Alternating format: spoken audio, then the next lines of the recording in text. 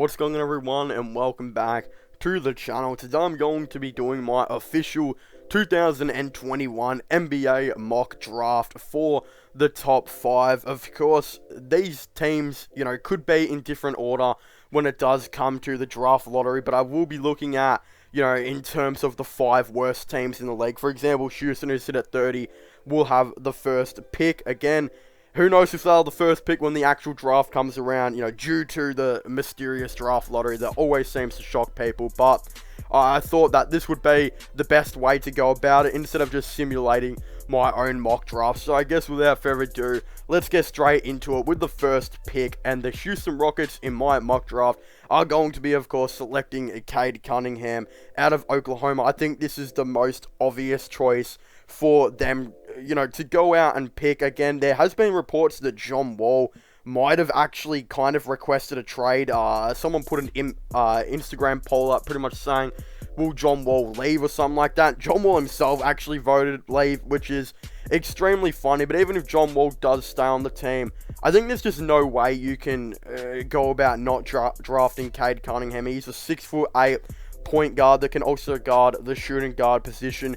He averages 20.1 points per game, 3.5 assists, and 6.2 rebounds. Some very, very quality stats. Again, his 3-point percentage is also very good on 40%. The only issue in Cunningham's game that I actually see is the playmaking. Of course, 3.5 assists isn't exactly the greatest thing out there, but then when you see players like Darius Garland, who averaged like 3 assists in his college season, now in his second season in the NBA, he's averaging 6 to 7 assists per game. There is always improvement, and again, I could definitely see Cade Cunningham being one of those guys that will definitely average more assists as he does go, in the NBA. So, again, pick 1 for the Houston Rockets, Cade Cunningham. That is an absolutely obvious pick. If John Wall does stay, they'll just play Cunningham at the 2, make him guard the 2. I know they're both ball-predominant guards, but again, they'll make it work, and John Wall would probably eventually get traded anyway. But yes, this is the very obvious decision by the Houston Rockets to draft Cade Cunningham with the first overall pick.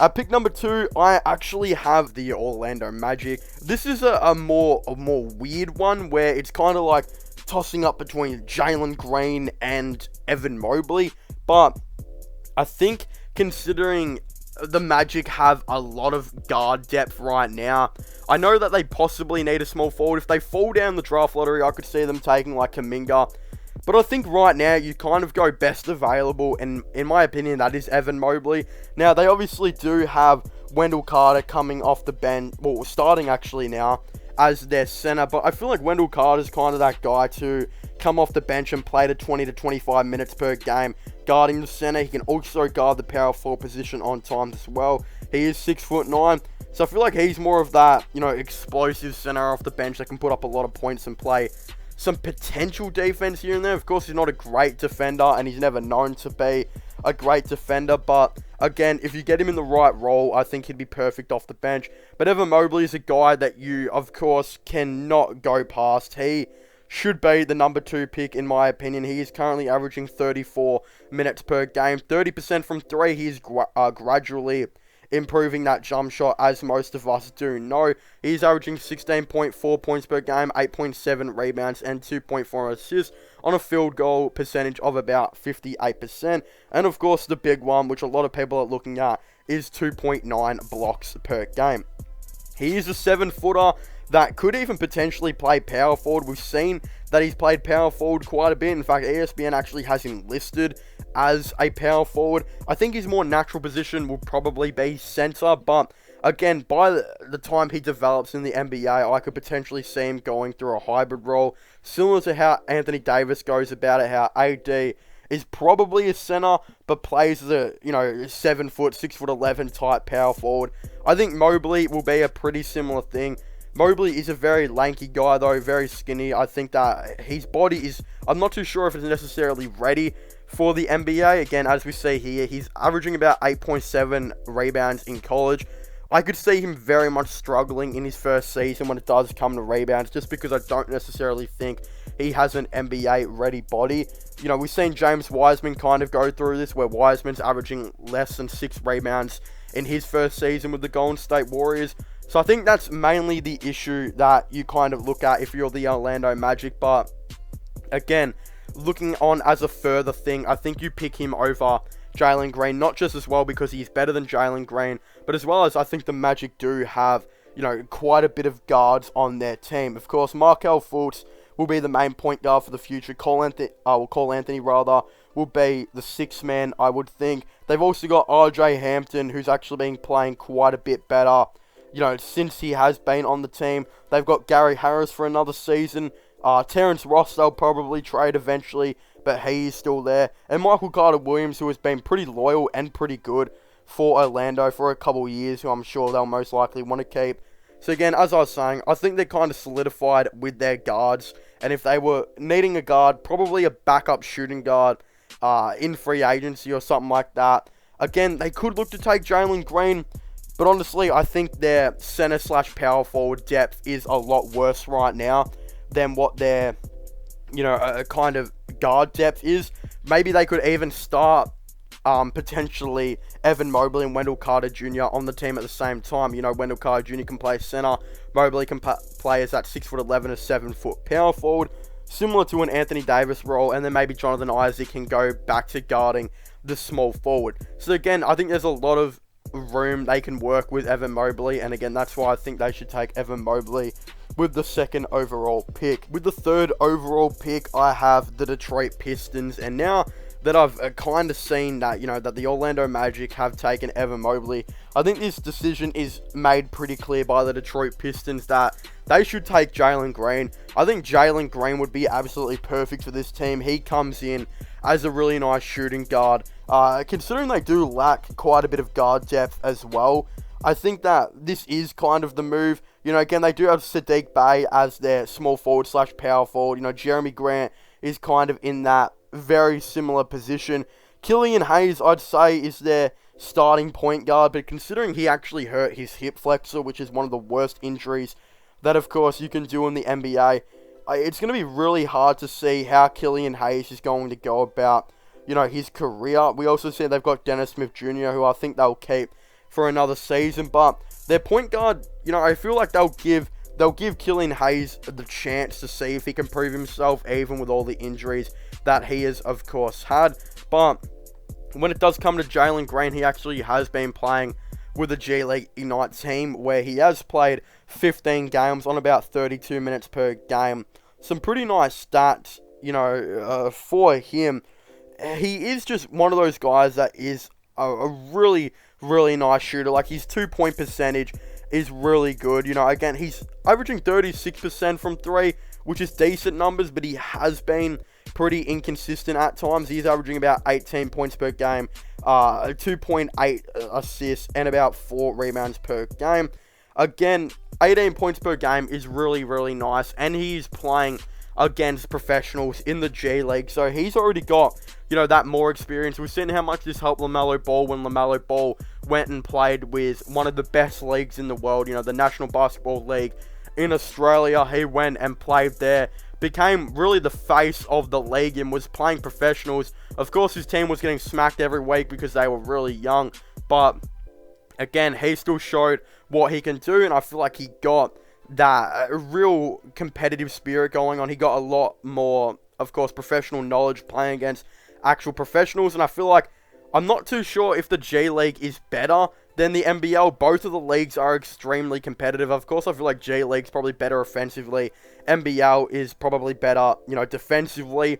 But again, I feel like Jaylen Green, him playing professional basketball is a great idea for him. I think it made a lot of sense, and I feel like now he's actually going to come in and actually be a very good player, potentially for the Detroit Pistons. And it's going to be really interesting to see how him and a Killian Hayes duo will go, because even though Killian Hayes has had a really bad, of course, rookie season for a guy who went at pick 7, you know, again, the hip flexor, and then he hasn't come back good, obviously, but again, 6.6 points per game is not great, but the 5.4 assists per game does actually stand out to me. Like, if he can partner up with Jaylen Green, etc., he might be one of those guys that averages like the 10 and 8, similar to like a Alonzo Ball type player. You know, he can put up his good defense, average a bunch of assists. If he can do that in his career, I think that might be a pretty successful career for him. But it's going to be interesting to see how he would potentially go as a partnership with Jaylen Green. But again, Jaylen Green is one of my favorite players coming out of this draft class. Like, hasn't been a good defender so far. I think there is a lot of room for him to kind of work on the defensive end, but he is a shooting guard, I believe 6'6", that can potentially play power forward. Small forward rather, so we will get to see how he goes about that. But again, I feel like he'll be mainly playing that shooting guard position, especially on the Detroit Pistons. So that's a very obvious one. Now that we get to the number 4th overall pick, things get a little bit weirder. You know, Oklahoma do have that 4th overall pick where, again, I know some people might be like, oh, who do they take? And then they're going to play SGA as that point guard. Will they do it? Will they not? I think SGA will be moved to the shooting guard position.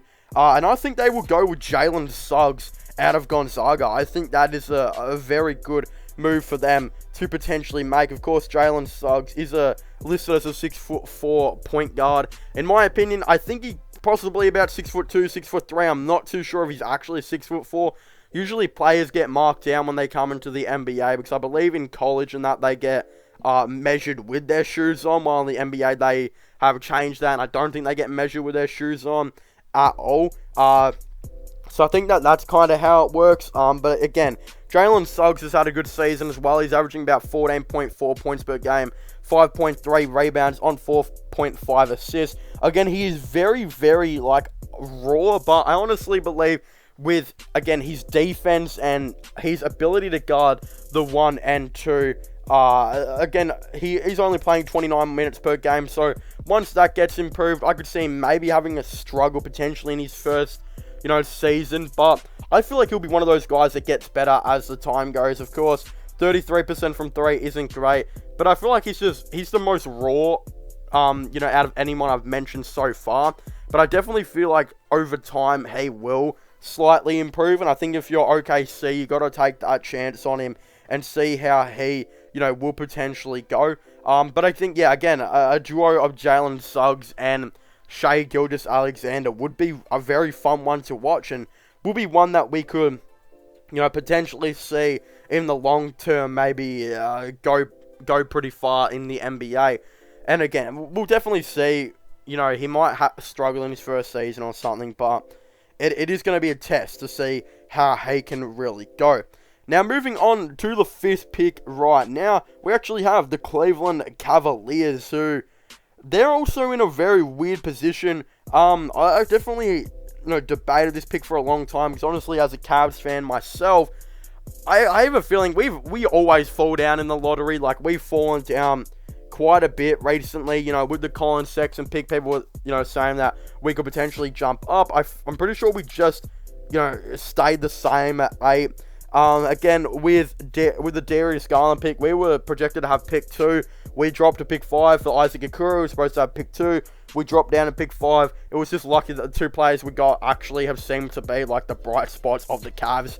But again, I could see the Cavs falling down again this year, which absolutely pains me to say, and it is very, very frustrating, of course. But again, I do hold out hope. I hope that the Cavs can get a good pick. But again, I feel like pick 5 to pick 7 is the mark that they'll kind of be picking, about. Again, if it drops down to like pick 7, then I'm really baffled on who they should pick. I think if it goes to like pick 7, I'd probably look at like a Scotty Barnes type of guy who, again, is that small forward / power forward hybrid. Like, he's kind of like Draymond Green.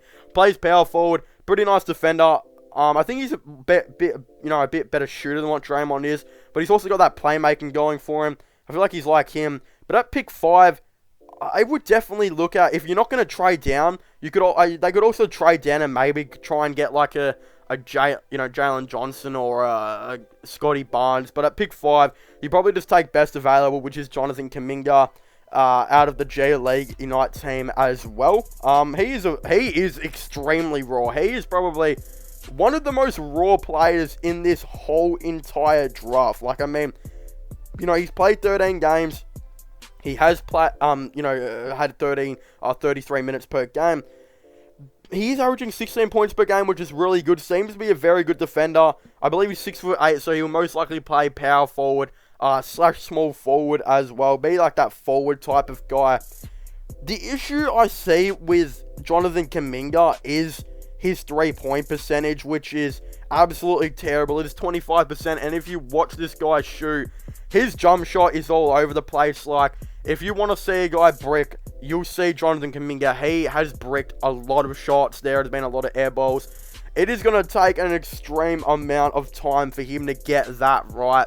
And where the Cavs are right now, and their lack of shooting, like Isaac Okoro has been a very rough shooter, even though he's been very good defensively. I feel like there is time, again, Isaac Okoro has improved so much more past the season.